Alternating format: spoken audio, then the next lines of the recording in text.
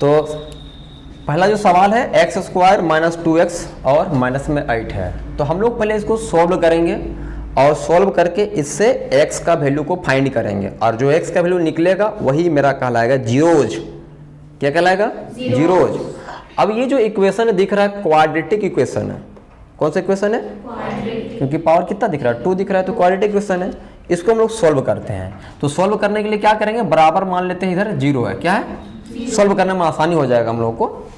तो हम लोग जानते हैं जब इसको सॉल्व करना होगा तो यहाँ लास्ट में देखो 8 है ना, और इसके यहाँ देखा जाए फर्स्ट में थे क्या 1 है, तो यहाँ और यहाँ इनको मल्टीप्लाई करना पड़ता है। तो 8 और 1 को अगर मल्टीप्लाई करेंगे तो 8 आएगा ना।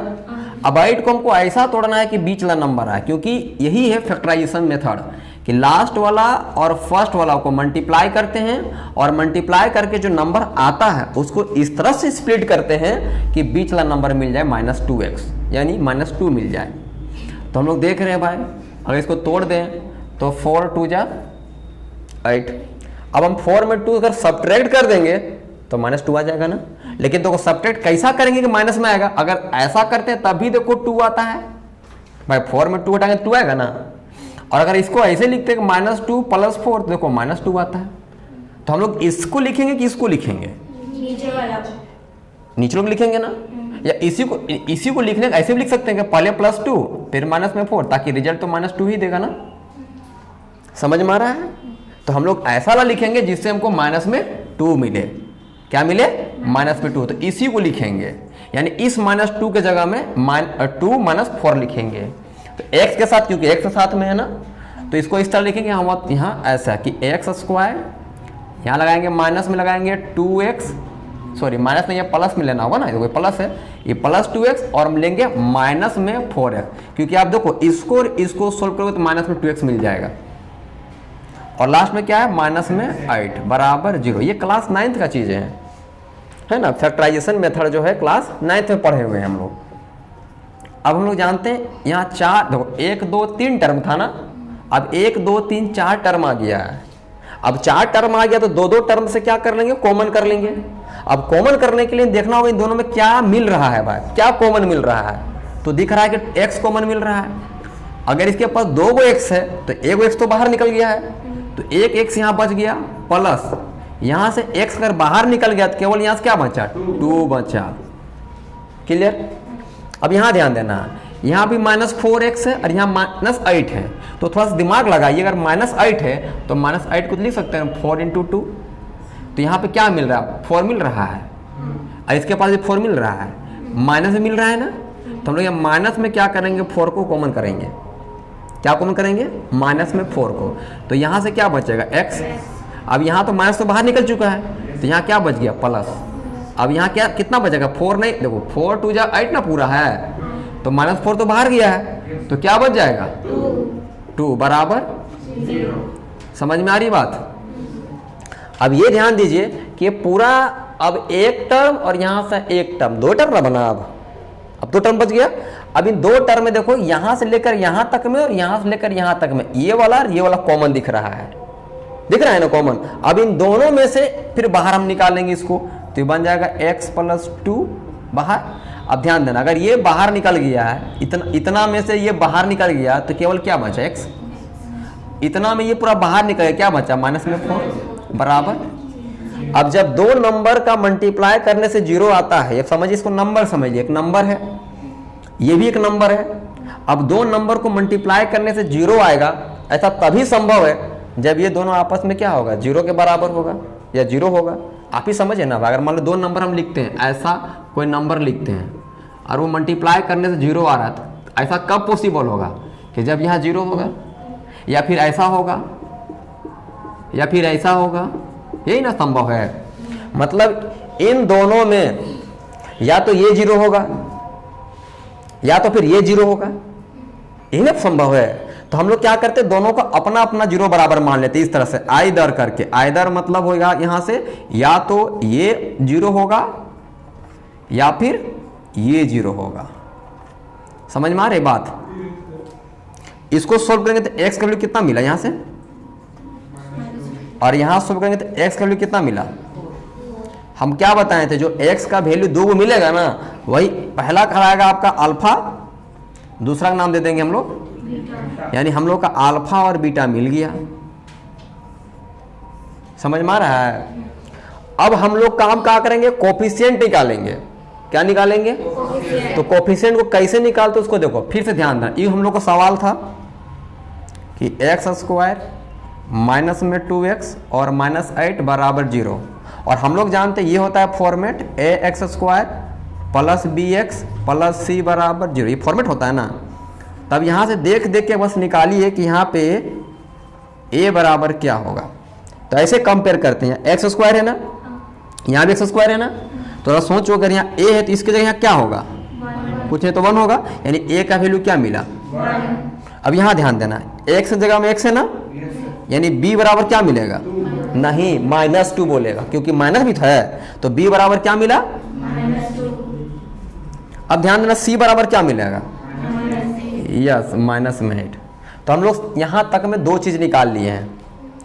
क्या क्या निकाल लिए हैं, कोफिशिएंट भी निकाल लिए हैं और जीरोज भी निकाल लिए हैं।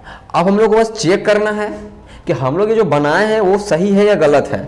तो इसके लिए हम लोग क्या करेंगे, वेरीफाई करेंगे। अब वेरीफाई करने के लिए हम लोग के पास अभी 2 रूल मिला हुआ है, एक सम ऑफ जीरोज और दूसरा product of zeros. Sum of zeros और प्रोडक्ट ऑफ जीरोज। तो बताइए सम ऑफ जीरोज क्या जानते हैं हम लोग, वेरीफाई करने के लिए क्या करना होगा कि सम ऑफ जीरोज का वैल्यू कोई बताएगा क्या होता है, सो माइनस में b बाई ए, अभी तो बताए थे ना, क्या होता है माइनस में b बाई ए, और सम का मतलब तो जोड़ना, और जीरोज यहाँ कौन है, यही ना दोनों जीरोज है, याद रखना ये दोनों क्या है, जीरोज है। अल्फा बीटा क्या कहलाता है, जीरोज कहलाता है। तो सम ऑफ जीरोज यानी कि अल्फा प्लस बीटा, और इधर आपका मिला माइनस में b बाई ए। पुट करते हैं, अल्फा कितना वैल्यू दिया हुआ है, -2 और बीटा प्लस में 4। इधर ध्यान देना, माइनस की जगह में माइनस है, b का वैल्यू देखो कितना दिया हुआ है, b का वैल्यू अपना -2 दिया हुआ है, तो यहाँ ये माइनस जगह माइनस लगाया है, b का वैल्यू अपना -2 लगाएंगे, a का वैल्यू कितना दिया हुआ है। अब इधर आप लोग सॉल्व कीजिए तो क्या मिलेगा, इधर से +2, इधर क्या मिलेगा, माइनस माइनस +2, दोनों तरफ बराबर आ गया, बराबर आ गया ना। तो यही तो चेक करना, अगर बराबर आपका LHS RHS आ रहा है, यानी ये जो आप यहाँ जो नंबर ऑफ जीरोज निकाले हैं वो आप सही निकाले हैं, क्योंकि एग्जाम में आपको थोड़ी मालूम है कि आप सही निकाल रहे गलत निकाल रहे, तो चेक करने का तरीका भी समझ लीजिए आप, है ना, कि अगर दोनों तरफ इक्वल आ गया मतलब तब सही बना है। एक और है, उसमें भी चेक कर लेंगे, किसमें, प्रोडक्ट ऑफ जीरोज, एक ये हो गया और दूसरा होता है product of zeros. Product of zeros, इसका फॉर्मूला होता है c बाई ए। तो प्रोडक्ट ऑफ जीरोज यानी अल्फा इंटू बीटा। तो अल्फा कितना दिया हुआ है, -2, बीटा कितना दिया हुआ है, c कितना दिया हुआ है, और a, अब इधर मल्टीप्लाई किया कितना मिलेगा, 8 मिलेगा, नहीं इधर -8, दोनों तरफ सेम आ गया। समझ में आ रही ना यार बात, यहाँ भी दोनों सेम आया, यहाँ भी दोनों सेम आया, तो इससे ये वेरीफाई हो जाता है। क्या हो जाता है, वेरीफाइड हो गया कि जो इस क्वाड्रेटिक इक्वेशन का ये दोनों क्या है, जीरोज हैं। ये दोनों जीरोज हैं, इसका मतलब ये हुआ कि हम इनमें से कोई भी वैल्यू को अगर यहाँ रख दें, इसको भी रख देंगे इसमें ना, और सॉल्व करेंगे तो आंसर क्या मिलेगा, 0। और अगर 4 को भी रखेंगे और सॉल्व करेंगे तो क्या मिलेगा, 0। आप लोग घर बैठ के चेक कर लेना, है ना, अब पक्का आपको क्या मिल जाएगा, 0 मिल जाएगा, क्योंकि ये दोनों क्या है, इसी का जीरोज है। और जीरोज का मतलब हम बताए थे पिछला क्लास में कि x का वह वैल्यू जिसको पॉलिनोमियल में सेट करने के बाद उसका वैल्यू क्या दे देता है, 0 दे देता है। समझ में आया? तो एक क्वेश्चन नंबर जो 1 के अंदर हम 1 बनाए अभी, ठीक है, एक्सरसाइज 2.2 का क्वेश्चन नंबर 1 में सवाल यही बोला गया था कि जो भी पॉलिनोमियल आपका दिया हुआ है उसको क्या करना है, पहले तो जीरोज निकालना है, फिर कोफिशिएंट निकालना है और फिर इसको वेरीफाई करना है। तो इसके अंदर और 2-3 सवाल होगा, एक सवाल और, तो बाकी बन जाएगा। तो कोई बात नहीं, नहीं बनता है ना तो हम बनाते हैं अभी, आप लोग देखो कौन कौन सा नहीं बन रहा है। तो देखो तो क्या करना पड़ेगा, वापस से 4 आए तो सबसे पहला स्टेप क्या होता है कि लास्ट नंबर और फर्स्ट नंबर को मल्टीप्लाई कीजिए। तो फर्स्ट नंबर और लास्ट नंबर को मल्टीप्लाई करने से क्या मिलेगा? अब 4 को ऐसा तोड़ना है कि वापस फिर से क्या मिले, 4 ही मिले। तो तोड़ने का एक ही तरीका है, 2 2 जा 4।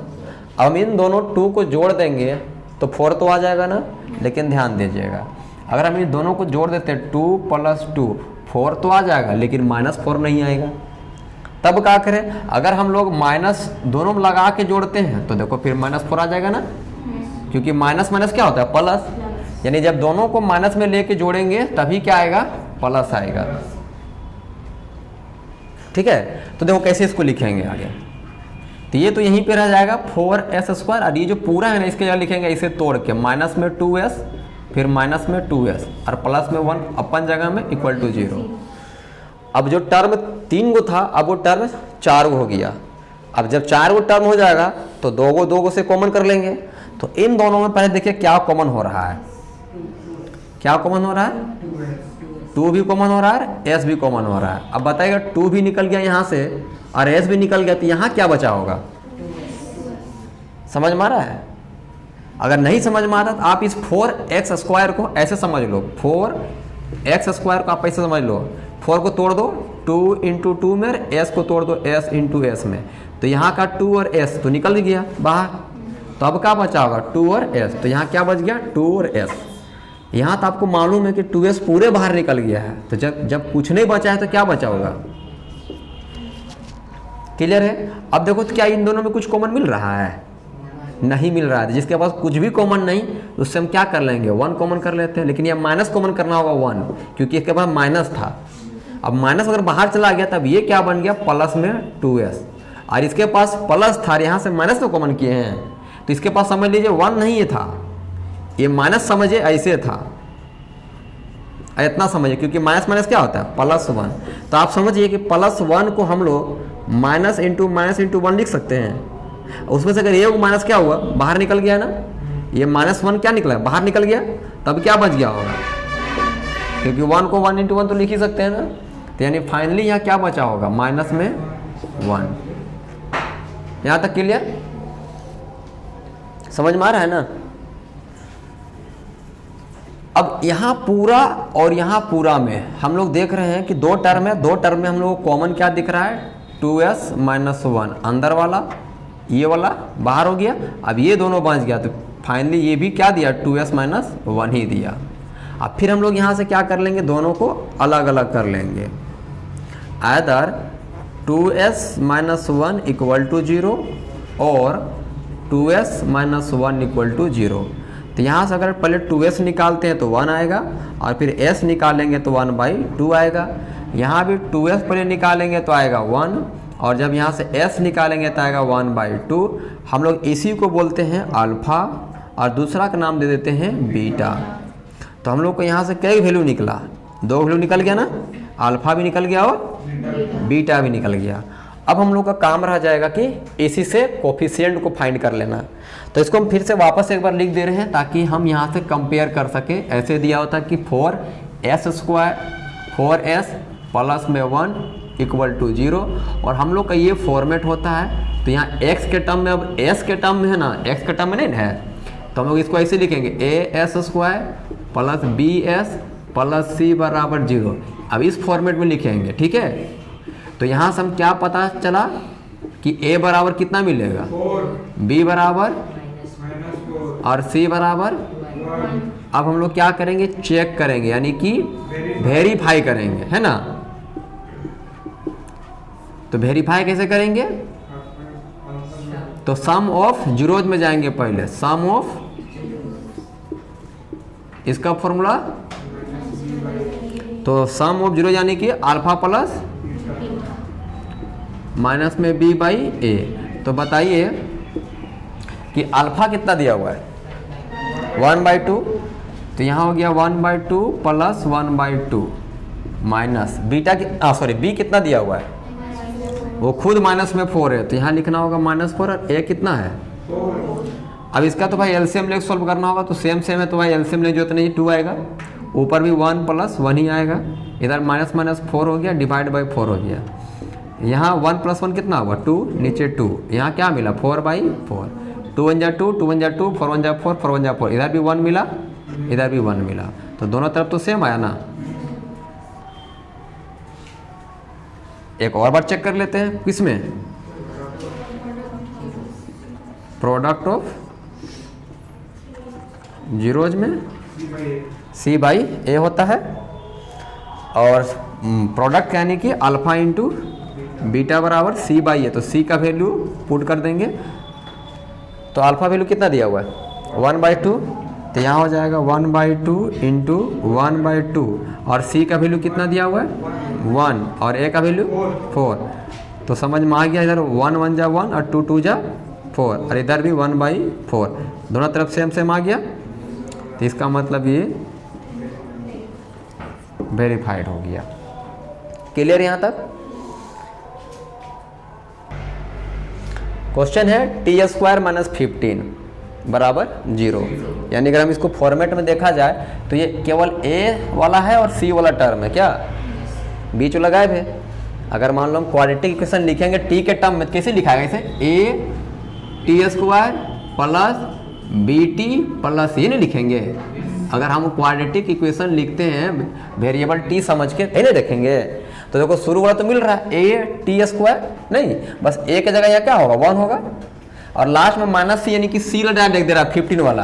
अब b वाला t वाला टर्म है, ये वाला टर्म है नहीं है, यानी जब 3 को होता था तो हम लोग 4 को बनाते थे फैक्टराइज करके, अब है मेरे पास यहाँ 2 हो गए, तो हम लोग क्या करेंगे, तो कैसे सॉल्व करेंगे, तो ध्यान देना। देखिए a का स्क्वायर है ना, और ये माइनस में क्या है समझो ऐसे लिखा ले b, तो हम लोग ट्राई करेंगे कि इसको b का स्क्वायर बना दे। किसका स्क्वायर? क्योंकि देखो अगर a² - b² हो जाएगा ना, तो हम लोग जानते हैं इसका फॉर्मूला एक होता है a - b into a + b। पढ़ा है क्लास 8 में भी पढ़े हैं आप लोग, 9 में भी पढ़े हैं नहीं?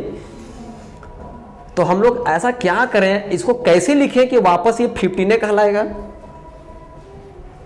जो दिख रहा है 15, इसको हम लोग कैसे लिखें, तो ध्यान दें ऐसे लिखने से कोई प्रभाव पड़ेगा क्या, माइनस इसमें रूट भी लगा दिए 15 और स्क्वायर भी कर दिए,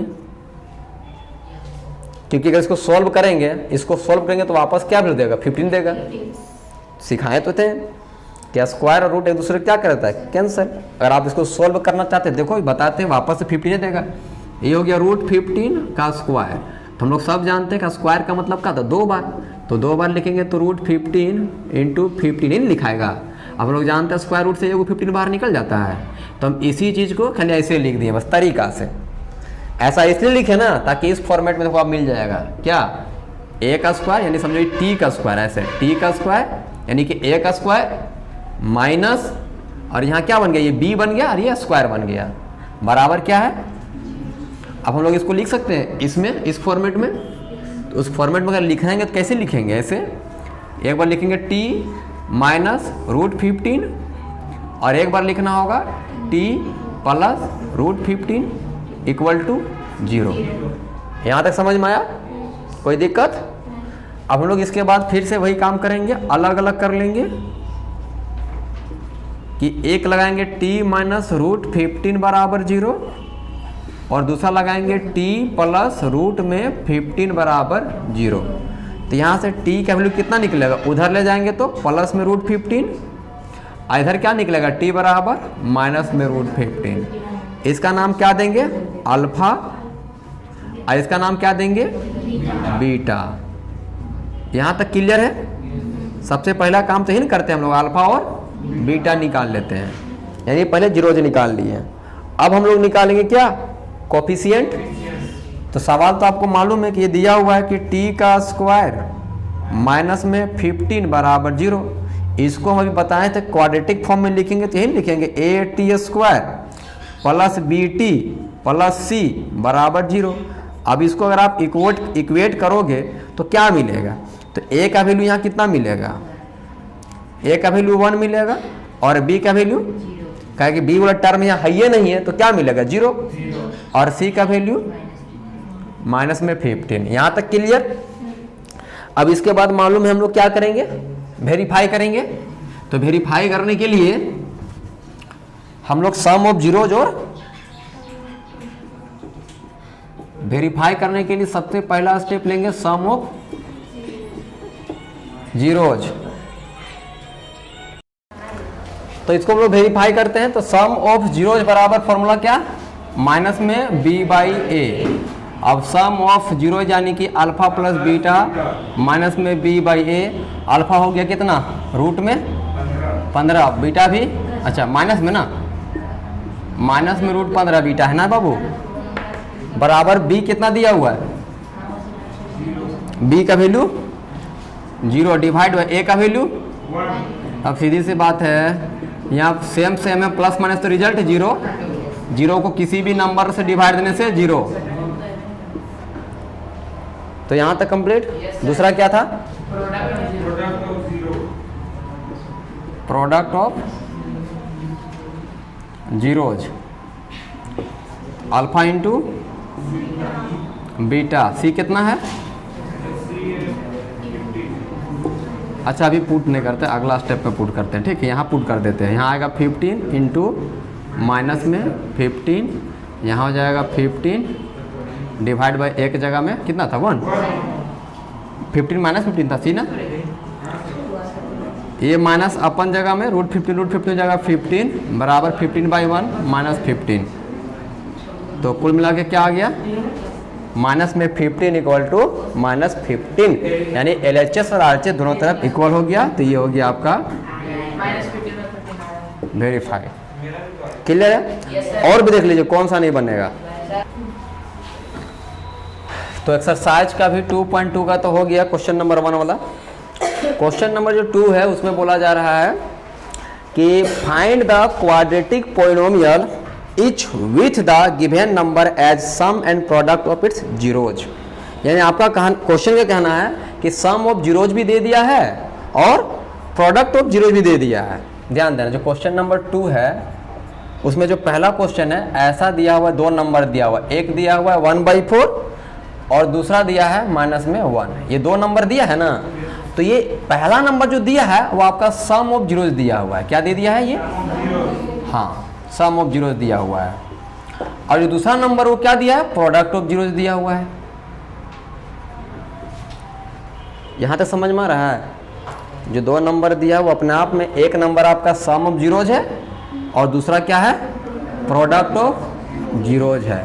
अब इनका हेल्प, इन दोनों के मदद से हम लोगों को बनाना क्या है, तो क्वाड्रेटिक पोलिनोमियल। साफ साफ लिखा हुआ है क्वेश्चन में कि find the quadratic polynomial each with the given number as the sum and product of its zeros. मतलब सम ऑफ जीरोज और प्रोडक्ट ऑफ जीरोज दिया हुआ हो तब आप पोलिनोमियल कैसे बनाओगे। अभी क्या था कि अभी जो हम लोग बना रहे थे क्वेश्चन नंबर 1 उसमें पोलिनोमियल दिया हुआ था। पोलिनोमियल यानी कि क्वाड्रेटिक पोलिनोमियल यहां बोला जा रहा है। अब समझिए आप लोग खुद ही कि अगर हम लोग क्वाड्रेटिक पोलिनोमियल की अगर बात करते हैं तो हम लोग जानते हैं इस फॉर्मेट में होता है ax² plus bx plus c, ये ना है, इसी को ना हम लोग बोलते हैं क्वाड्रेटिक पोलिनोमियल। तो आप देखो अगर इस फॉर्मेट में हमको पुट करने के लिए क्या क्या चाहिए, a चाहिए, b चाहिए, c चाहिए, ये 3 चीज निकलेगा और हम जब इसे पुट करेंगे तभी ना बनेगा क्वाड्रेटिक पोलिनोमियल। अभी देखो कैसे हम लोग इसको बनाते हैं।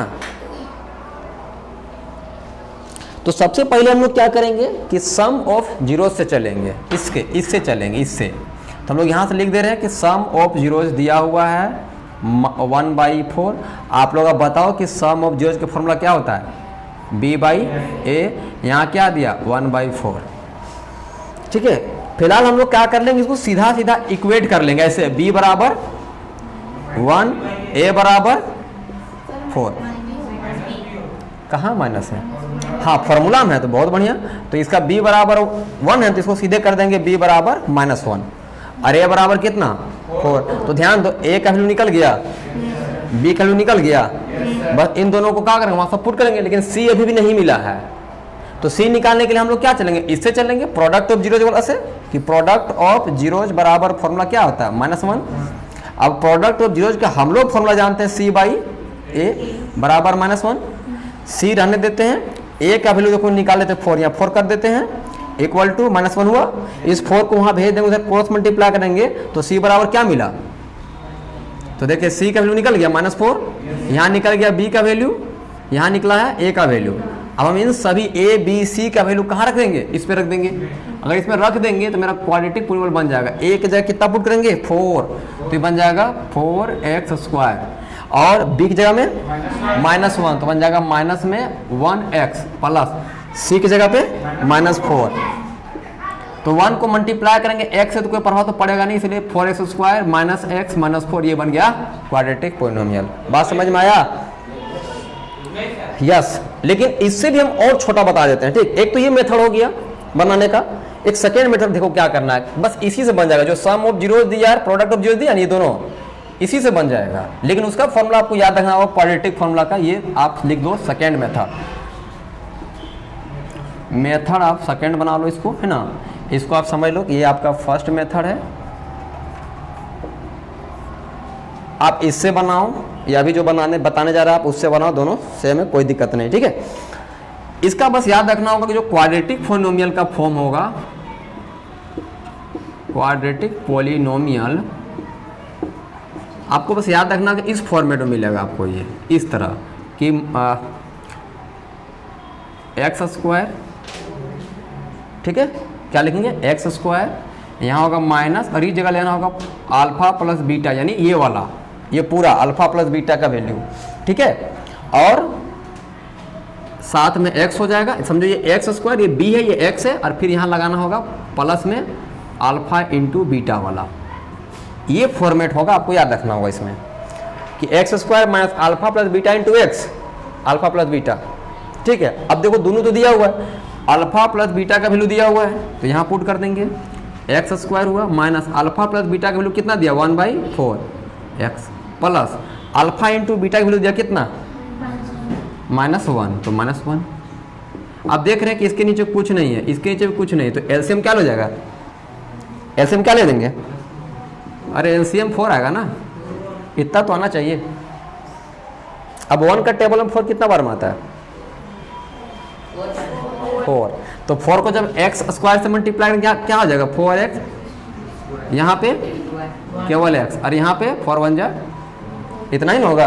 अब इस 4 को हटाने का एक तरीका है, इधर हम लोग क्या कर लेंगे, इक्वेशन में 0 के बराबर मान लेंगे ऐसे, तो ये 4 उधर जा क्या होगा खत्म, तो क्या मिला यहाँ से हमको 4x² माइनस x माइनस 4, ये तो चला के उधर खत्म हो गया, समझो 0 के बराबर खत्म हो गया, केवल पॉलिनोमियल के फॉर्म में वो क्या मिलेगा, तो 4x² माइनस x माइनस 4, यही हो गया पॉलिनोमियल। समझ में आया? अब इसका आंसर सेम दिख रहा है। इसमें हमको क्या करना पड़ा था, a निकालना पड़ा, b निकालना पड़ा, c निकालना पड़ा, उसके बाद हम इस क्वाड्रेटिक पॉलिनोमियल के जो जनरल फॉर्म है उसमें पुट कर दिए, तो मेरा क्या निकला 4x² माइनस x माइनस 4। बात समझ में आई है? और हम इसमें क्या किए कि जो zeros of sum of zeros दिया था, ये आप समझ लो, ये जो दिया था ये वाला और ये वाला, ये सम ऑफ जीरोज और प्रोडक्ट ऑफ जीरोज दिया था, बस इसी के फॉर्मेट में सीधे पुट कर दिए और सॉल्व कर दिए। नीचे जो डिनोमिनेटर था उसको हटा दिए, हट जाएगा ना, ये 4 जब मल्टीप्लाई होगा 0 से तो क्या होगा 0 हो जाएगा ना, नहीं होगा उधर, ऐसे होगा तो 0 हो जाएगा ना, तो कुल मिला के 0 × 4 0, यानी हम खाली पॉलिनोमियल को लिखेंगे तो ये हो गया, ये पूरा इक्वेशन हो गया, ठीक है। तो कौन सा आसान है रे, तो कौन सा बनाएगा, इससे कि इससे बनाएगा, तो लोग इसे बनाएगा, ठीक है, आप लोग की मर्जी है जिससे बनाओ। तो अब हमको ये बताओ कि बाकी